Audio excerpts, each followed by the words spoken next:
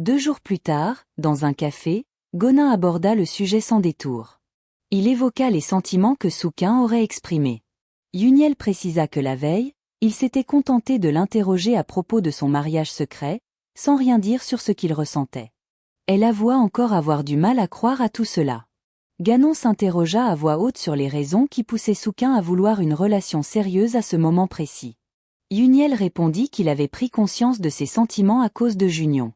Lorsque Gonin demanda si M. Kang était au courant, elle répondit qu'il avait carrément révélé leur mariage à Souquin. Gonin, surpris, comprit alors que Junion était également présent lors de l'échange. Yuniel confirma, expliquant que c'était lui qui lui avait suggéré de parler de leur mariage à Souquin. Cependant, ce dernier ne s'était pas présenté au bureau le lendemain, ce qui l'inquiétait. Elle se demanda à voix haute si cela l'avait affecté. Ganon tenta de la rassurer d'un geste calme. Pour lui, Souquin avait seulement besoin de temps. Il insista plutôt sur la nécessité de s'inquiéter pour M. Kang. Lorsqu'elle demanda pourquoi, Ganon suggéra que la proposition de Junion avait pour but de faire comprendre à Souquin que Yuniel était déjà marié. Il conclut que leur mariage évoluait mieux qu'il ne l'avait imaginé. Cette nuit-là, dans la maison des Kang, Yuniel était allongée, le regard fixé sur les messages qu'elle avait envoyés à Souquin, resté sans réponse. Elle se demandait s'il allait bien et ressentait une inquiétude croissante. Junion apparut à la porte et lui demanda si elle ne dormait pas. Surprise, elle se retourna, lui fit remarquer qu'il était rentré, et ajouta qu'elle n'arrivait pas à dormir. Il remarqua qu'elle serrait son oreiller et lui demanda si elle se sentait mal. Elle répondit qu'elle avait un peu mal au ventre. Il s'approcha, posa une main sur son front, rassuré par l'absence de fièvre, lui conseilla de ne pas aller au bureau si elle se sentait encore mal. Elle murmura que c'était le premier jour, laissant entendre qu'elle parlait de son cycle menstruel. Junion, un peu confus, finit par comprendre, et esquissa un sourire. Il lui reprocha gentiment de ne pas lui avoir dit plus tôt et l'invita à le prévenir à l'avenir. Il s'assit à côté d'elle et lui tendit la main. Elle se tourna vers lui et lui demanda comment il avait deviné les sentiments de Souquin. Il soupira avant d'expliquer que cela se voyait dans ses gestes et la manière dont il la traitait. Puis, avec un sourire légèrement moqueur, il demanda si elle regrettait leur mariage maintenant qu'elle connaissait les sentiments de Souquin. Il ajouta que Souquin avait dit qu'il aurait voulu qu'elle soit avec lui avant d'accepter Junion. Il lui demanda alors si elle souhaitait répondre favorablement aux sentiments de Souquin. Déçue, elle détourna le regard et lui demanda s'il la laisserait faire si elle disait oui. Il répondit que non. Elle serra son oreiller plus fort et lui rappela qu'elle lui avait déjà exprimé ses sentiments, regrettant qu'il en doute toujours. Junion caressa son visage avec douceur, effleurant ses lèvres du bout des doigts, et lui demanda ce qu'elle ressentait à cet instant. Elle hésita, puis saisit sa main et finit par se confesser. Elle lui dit qu'elle l'aimait, qu'elle aimait Kang Junion sincèrement, et qu'il était le seul. Il lui demanda alors de lui montrer ses sentiments. Elle attrapa son col, l'attira vers elle et l'embrassa profondément. Il répondit à son baiser, passant son bras autour de sa nuque pour l'attirer encore plus près, scellant dans cet échange silencieux leur attachement mutuel. Le lendemain, au bureau, Yuniel aperçut enfin le retour de Souquin. Elle s'approcha de lui et lui demanda s'il allait bien. Il ne répondit pas. Elle insista doucement, lui demandant s'il ne voulait même plus lui parler en tant qu'ami, mais il resta silencieux et se dirigea vers son bureau, l'ignorant. Yuniel exhala sa détresse dans un murmure. Plus tard, ils se croisèrent près de l'ascenseur. Elle tenta à nouveau de lui parler, mais il l'ignora. Elle attrapa alors sa main et l'emmena à l'écart pour pouvoir lui parler en privé. Elle lui demanda de l'écouter. Elle reconnut qu'elle aurait dû lui dire la vérité plus tôt, mais insista sur le fait que cela ne changeait rien à leur amitié. Elle expliqua avoir voulu garder son mariage secret, car tout s'était passé très vite. Souquin, la voix tendue, lui demanda ce qui s'était vraiment passé et s'ils se connaissaient déjà avant de se marier. Elle rappela qu'elle lui avait proposé de l'épouser à cause de la maladie de son grand-père, et qu'il avait refusé. Ensuite, Junion était apparue. Souquin releva qu'elle l'appelait désormais par son prénom. Elle confirma qu'ils s'étaient mariés rapidement, car leur famille était proche et qu'ils avaient les mêmes objectifs. Il lui reprocha de ne pas avoir expliqué la vraie raison dès le départ. Yuniel affirma que, comme ils étaient encore jeunes, même s'il avait accepté, leur famille aurait pu rencontrer des difficultés. Elle précisa que ce mariage avait été possible grâce à Kang Junion. Elle s'excusa d'avoir gardé le secret et lui rappela qu'il était un ami pour elle. Il la fixa longuement, puis déclara qu'il l'attendrait, même s'ils n'étaient que des amis, au cas où un jour elle cesserait d'aimer Junion. Yuniel, en soupirant profondément, lui répondit qu'il n'avait pas à l'attendre. Elle ajouta qu'ils resteraient toujours amis, puis s'éloigna. Le lendemain, chez TJ Corp, Souquin arriva avec une nouvelle coupe de cheveux, dégageant une énergie nouvelle. Il salua tout le monde chaleureusement, attirant vite les regards. Mademoiselle Yoon remarqua son changement et le complimenta sur son apparence plus mature. Il la remercia avec un sourire éclatant. De loin, Yuniel l'observait. Elle trouvait réconfortant de le voir redevenir lui-même. Souquin, à son tour, nota un changement chez elle. Il trouva que son nouveau sac lui allait bien. Elle le remercia avec un sourire.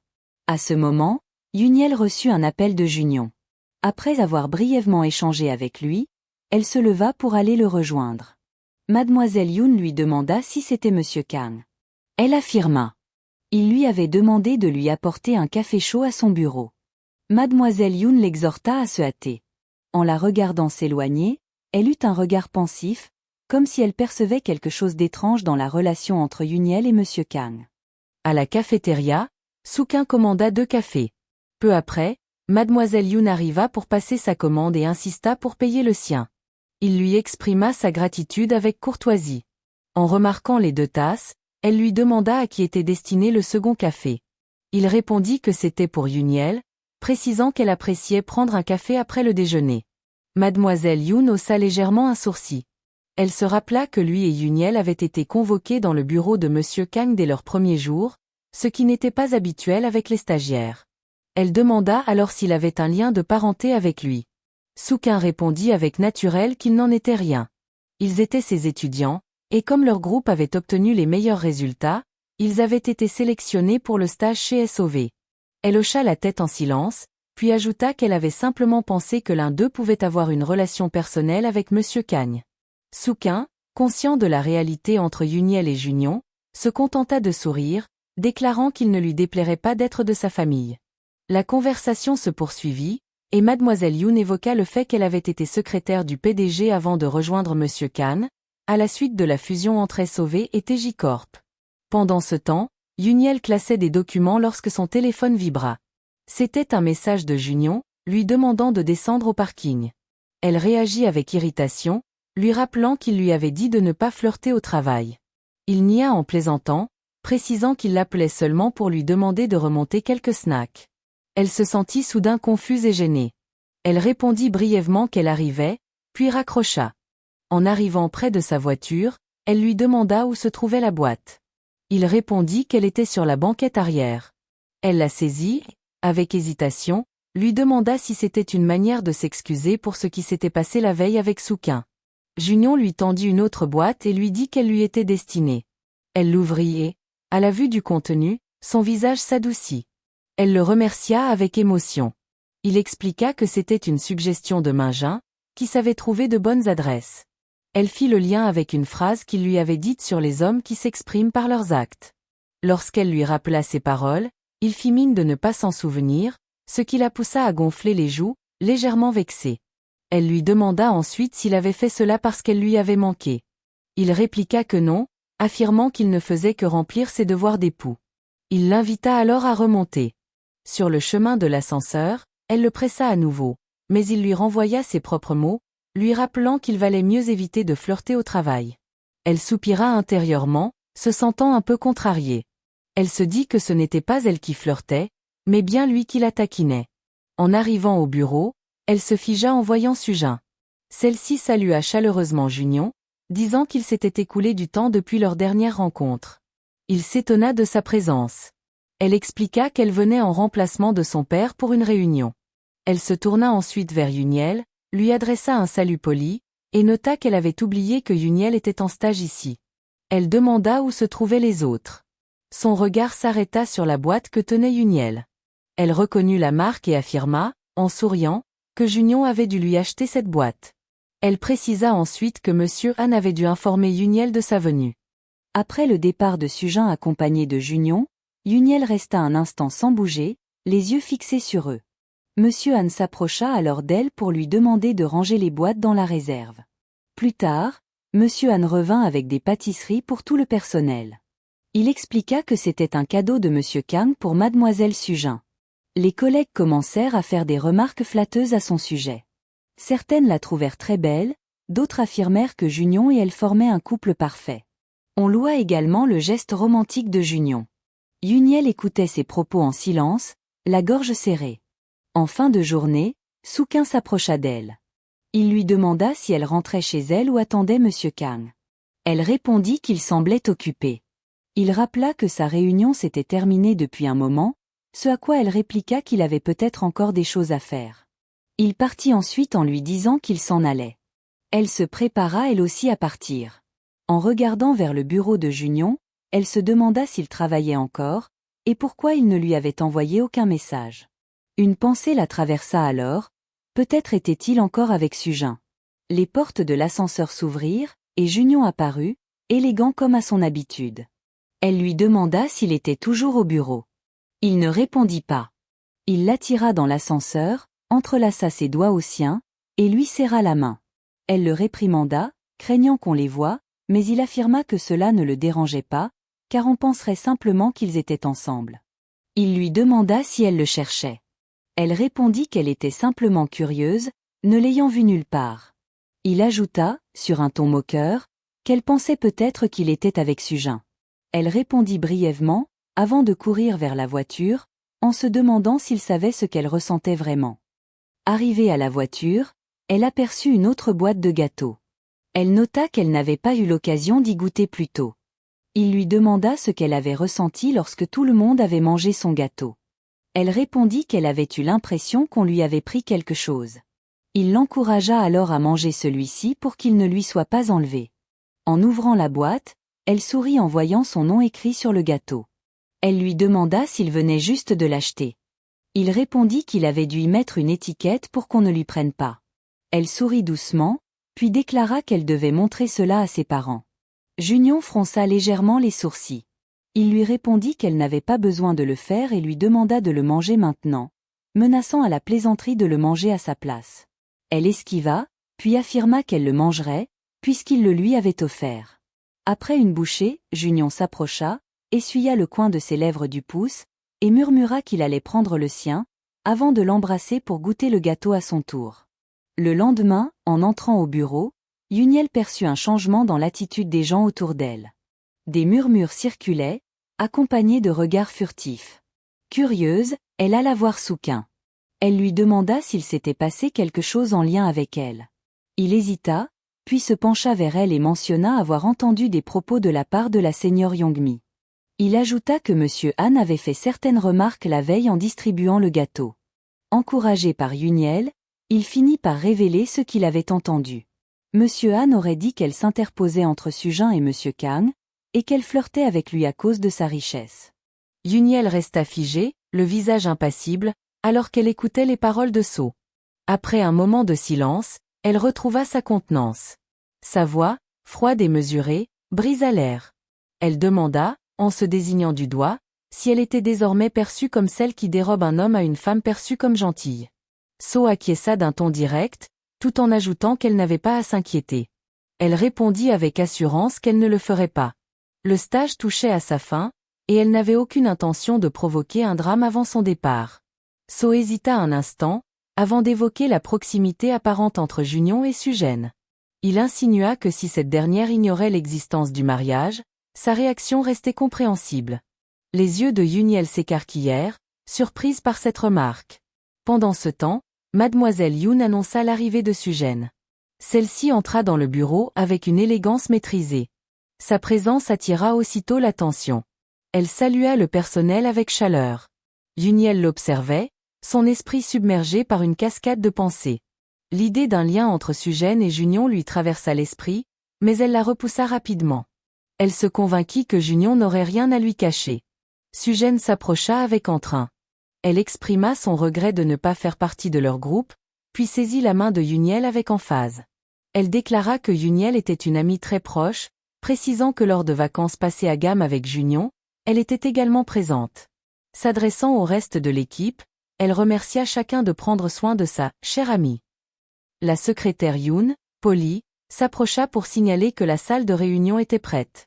Sujène hocha la tête, se tourna vers Monsieur Han et lui demanda, sur un ton autoritaire, son macchiato favori. Monsieur Han se retourna alors vers Yoon Seol, lui demandant froidement d'aller le chercher. Elle répondit qu'elle allait vérifier si le café du bas en proposait. Il précisa immédiatement que Mademoiselle Sujin n'acceptait que ceux de son café habituel.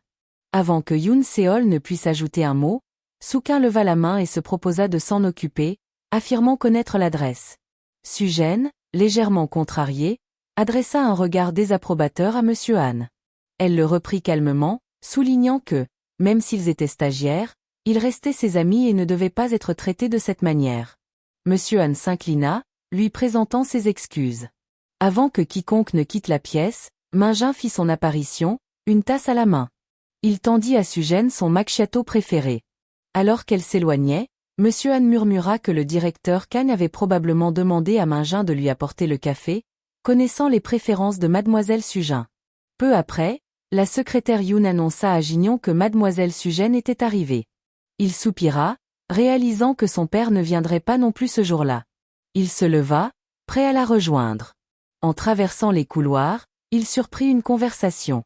Une voix affirmait que Sujène se croyait amie avec Yuniel, alors que cette dernière tentait de lui prendre son partenaire, ajoutant qu'elle s'accrochait constamment à Soo-Kyun, incapable de vivre sans un homme. Serrant les poings, il desserra légèrement sa cravate pour contenir sa colère. Il se demanda si Yoon Seol avait entendu ces rumeurs, et si elle allait bien. Son esprit était en ébullition tandis qu'il passait devant la salle où Sujène l'attendait. Il soupçonnait qu'elle soit à l'origine de ces manœuvres. Jetant un regard discret à l'intérieur, il réfléchissait à une solution. À l'extérieur, Monsieur Han fit une annonce publique. Un dîner avait été organisé par Monsieur Kang pour Mademoiselle Sujin, et tout le personnel y était convié. Il précisa à Yoon Seol et Soo-Kyun que ce dîner pouvait être considéré comme un repas d'adieu, leur stage arrivant à son terme. Après son départ, Soo-Kyun se tourna vers Yoon Seol, lui conseillant de ne pas y aller si cela la mettait mal à l'aise. Elle répondit que cela irait, ajoutant que son absence ne ferait que nourrir davantage les rumeurs. Il acquiesça, lui demandant de lui signaler si quelque chose la mettait mal à l'aise. Le soir venu, tout le monde était réuni au restaurant. Monsieur Han se leva pour remercier les convives et le directeur Kang d'avoir organisé ce dîner dans l'établissement préféré de Mademoiselle Sujin. Il leva son verre pour un toast. Alors que les verres s'entrechoquaient, Yoon-mi remarqua que Yuniel ne buvait pas. Avant qu'elle ne puisse répondre, Junion saisit son verre et déclara qu'il boirait à sa place. Un silence se fit dans la pièce. Il expliqua calmement que Shin Seol ne pouvait pas boire et qu'il le faisait pour elle. Il porta le verre à ses lèvres. Le geste, inattendu, surprit l'assemblée. Sujin pâlit, visiblement troublé. Monsieur Han se leva d'un bond, s'adressant à Junion pour lui demander des explications. Junion l'interrompit d'un ton ferme, précisant qu'il y avait eu un malentendu. Il affirma qu'il n'existait rien entre lui et Sujène, et qu'il n'avait aucun lien personnel avec elle. Le visage de Sujène perdit encore de sa couleur. Se tournant vers Yoon Seol, Junion poursuivit, plus doucement. Il déclara être amoureux de Shin Yoon Seol. Des murmures parcoururent la salle. Sujin, assise, observait les réactions autour d'elle, submergée par la colère. Les regards et les chuchotements devenaient oppressants. Voyant le malaise de Yuniel, So intervint sans attendre. Il lui prit la main et déclara que les sentiments de Monsieur Kang n'étaient pas réciproques, affirmant qu'il sortait avec Yuniel. L'annonce laissa Yuniel et Junion sans voix. Yuniel, troublé, se demanda ce qu'il était en train de faire. So adressa ses excuses à Junion, ajoutant qu'il était simplement arrivé trop tard. L'assemblée réagit vivement à cette déclaration soudaine. Après le dîner, Yuniel s'adressa à So. Elle le remercia sincèrement pour son intervention, bien qu'elle ait été prise de court. Il répondit qu'il voulait seulement s'assurer de son bien-être. À distance, Junion les observait, silencieux, son expression difficile à lire. So, sur un ton moqueur, lança à Junion qu'en cas de nouvelles rumeurs, il s'emparait de Yoon Seol, soulignant qu'il n'avait pas encore abandonné. Junion resta immobile, sans répondre. Pendant ce temps, Sujène, humiliée, quitta la salle et se réfugia dans un lieu isolé pour canaliser sa frustration. Quelqu'un l'informa de l'arrivée d'un journaliste. Un jeune homme, intrigué par son agitation, demanda si quelque chose s'était passé.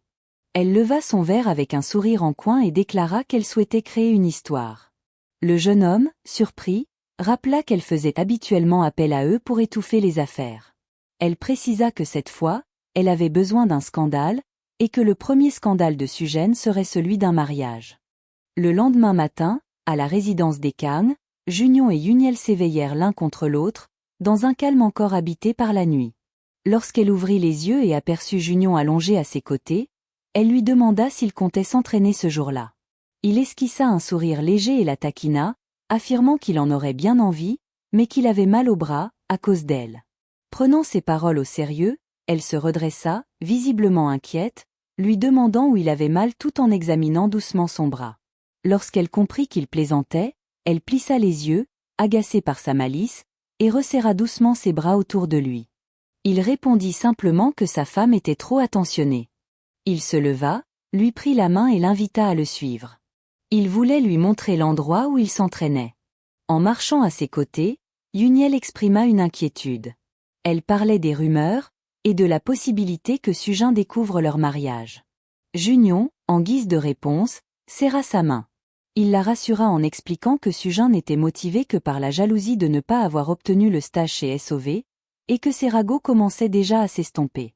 Arrivé devant la porte de la salle de sport, Yuniel hésita à formuler une autre pensée.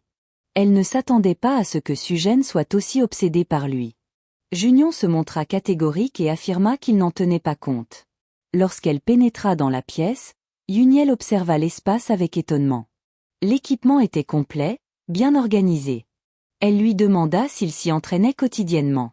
Il répondit que ce n'était pas toujours le cas, car il lui arrivait aussi de s'exercer à l'extérieur. Tandis qu'elle l'observait débuter sa routine, elle marmonna qu'elle vivait ici depuis des mois et ne découvrait cette salle que maintenant. Il lui rappela, avec calme, qu'elle ne l'avait jamais demandé.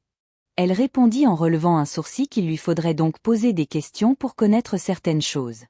Elle reprit, sur un ton plus léger, en insinuant qu'il s'entraînait peut-être pour quelqu'un d'autre, puisqu'il ne passait pas son temps à se regarder dans le miroir.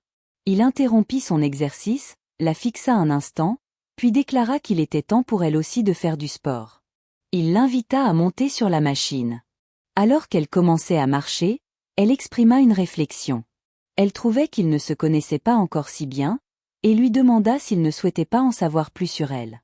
Il répondit d'un ton posé, partageant simplement qu'il avait commencé le sport au lycée, que c'était devenu une habitude, et qu'il y prenait désormais plaisir. Elle sourit, un peu provocatrice, affirmant qu'elle devrait donc rivaliser avec ses séances d'entraînement, et lui rappela qu'il avait avoué l'aimer la veille.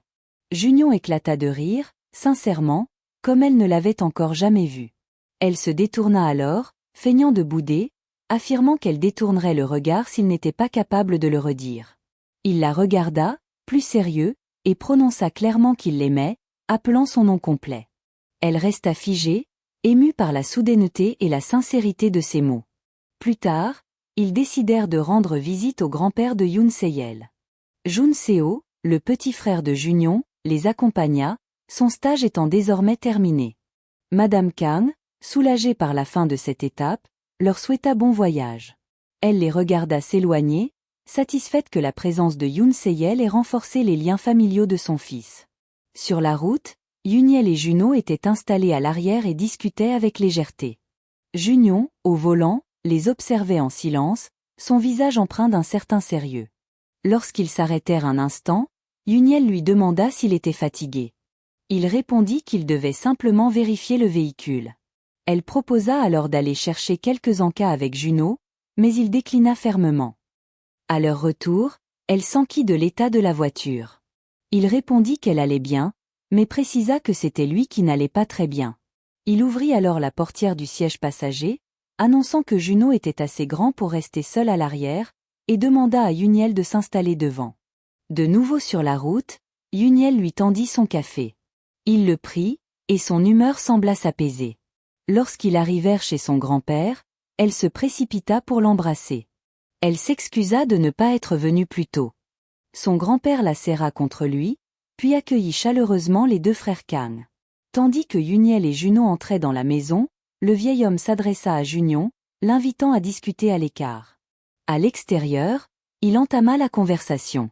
Il lui demanda si son père lui avait déjà parlé des liens entre leurs familles, précisant que sans leur aide, celle des Kang ne serait pas là où elle en était. Junion répondit par la négative. Le vieil homme poursuivit, révélant que son père ne lui avait donc jamais parlé de la crise qui avait failli faire sombrer leur entreprise. Il lui expliqua qu'à une époque, un homme, usurier déguisé en investisseur, avait tenté de faire tomber leur société de construction. Junion reconnut le nom, No Young. Il supposa qu'il s'agissait du père de No Jingu. Il ajouta qu'il n'en connaissait que le nom, Yoon Seol, et qu'il avait déjà rencontré sa petite-fille, No Sujen, qui travaillait dans le même département que Yuniel. Ses parents l'avaient d'ailleurs mis en garde contre les No. Le visage du vieil homme se durcit. Il déclara alors que Yoon Seol était sa petite-fille. Il confia l'avoir élevée sans jamais lui révéler ni son véritable métier ni les menaces qui planaient sur eux. Il demanda à Junion de garder ce secret jusqu'à sa mort, car il ignorait ce que leurs ennemis pourraient lui faire s'ils découvraient son identité. Il reconnut ne plus avoir beaucoup de temps devant lui, et affirma avoir besoin que quelqu'un veille sur elle. Junion hocha la tête, le visage tendu par la gravité du moment. Il promit de la protéger. Le lendemain matin, ils se rendirent tous sur l'île de Jioge, accompagnés de l'oncle de Yoon Seyel. Yuniel et Juno manifestaient un enthousiasme sincère à l'idée de prendre des photos. Yuniel tendit son téléphone à Junion, l'invitant à les capturer dans leur pose joyeuse. Il s'exécuta, et lorsqu'elle vit le résultat, son visage s'éclaira. Les clichés étaient réussis, témoins d'un moment simple mais précieux. Elle le complimenta sur son aisance derrière l'objectif. Juno, dans un élan d'initiative, proposa à son tour que Junion prenne une photo avec Yoon Seol, se chargeant lui-même de l'appareil. Tandis qu'il réglait soigneusement l'angle, Yuniel se pencha vers Junion, sans prévenir, déposa un baiser doux sur sa joue. Pris au dépourvu, Junion resta immobile, tandis que Juno, bien que gênée, parvint à saisir la scène. Yuniel proposa alors un nouveau cliché, cette fois entre les deux frères. Elle prit les commandes de l'appareil. Junion et Juno se placèrent côte à côte, leur posture trahissant une certaine distance. D'un ton calme mais assuré, Yuniel les invita à se rapprocher.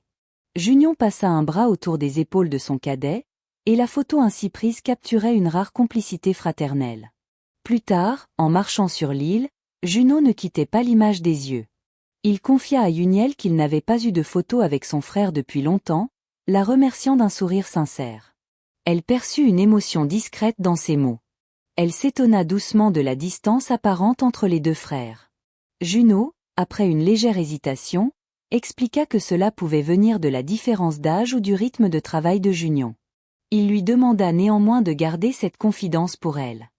À cet instant, la voix de Junion les interrompit. Il venait d'arriver près d'eux. Yuniel orienta habilement l'échange ailleurs.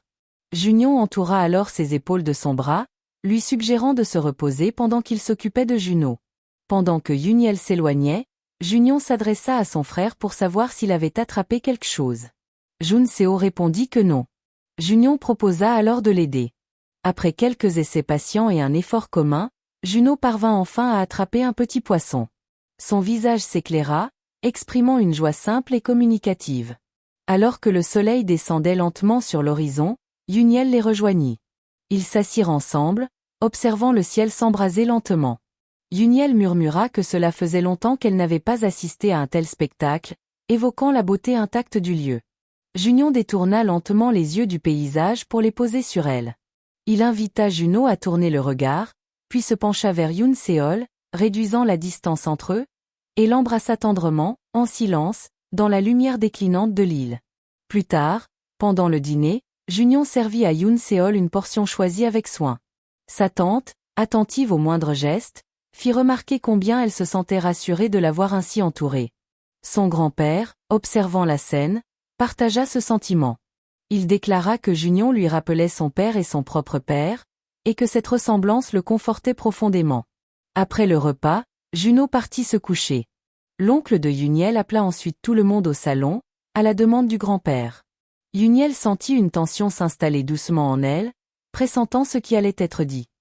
Lorsque tous furent rassemblés, le vieil homme prit la parole avec gravité. Il révéla à Yuniel qu'il lui avait caché quelque chose, précisant qu'il avait demandé à l'oncle et à la tante de garder le silence également. L'année précédente, un cancer du pancréas lui avait été diagnostiqué. À cette annonce, les larmes coulèrent sur le visage de Yuniel.